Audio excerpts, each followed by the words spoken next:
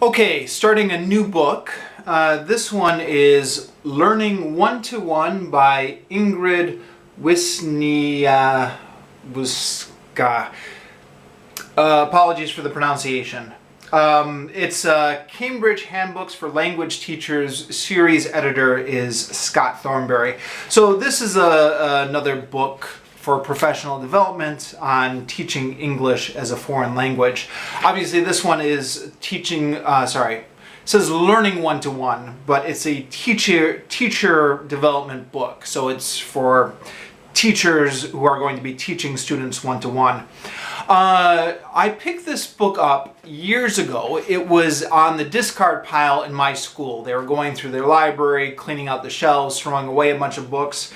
And this one was here. As you can see, it's a photocopy of the original textbook, which is quite common in language schools here in Vietnam and Cambodia.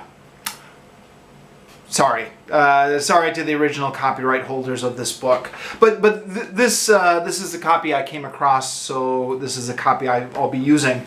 It does, according here, come originally with a CD-ROM, and according to the introduction, the CD-ROM has a copy of the PDFs on it for use for printing out, because there are a lot of apparently sample activities on here that can be used.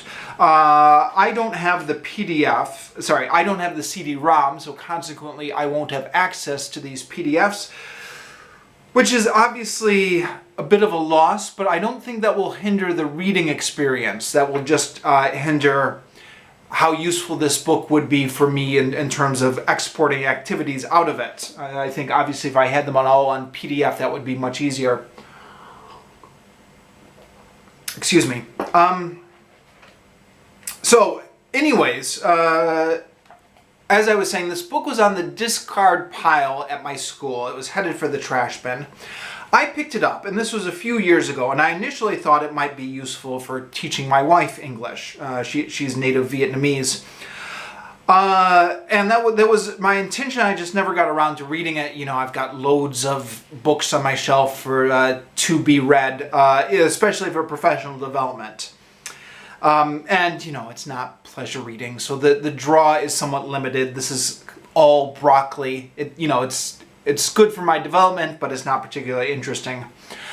But I've recently picked up a private student, and I've had private students in the past before.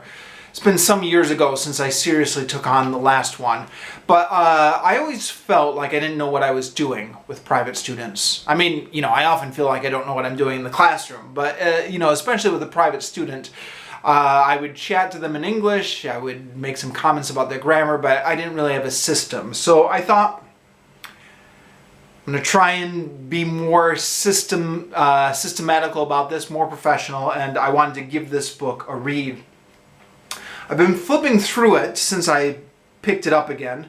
It looks like the first few chapters are theory, and then after that it's just a series of suggested activities, which is perhaps, I don't know, it looks like it's mostly a series of suggested activities after a certain point, which is going to make this book perhaps a little bit boring to read straight through, even though it will make it very useful to use as a resource. That being said, I'm going to try and read straight through this book. I've done that in the past. Teaching Unplugged was more or less just a list of suggested activities. I actually read that one straight through. I don't know if it was a good idea or not, but I did it.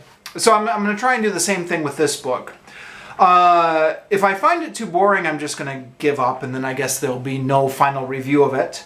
And if the situation with the private student changes, and I no longer have such a need for this book, then I might also not finish it. But for the moment, I'm going to give this a go, see if I can read this book, and then I'll come back with a more thorough review once I finished it.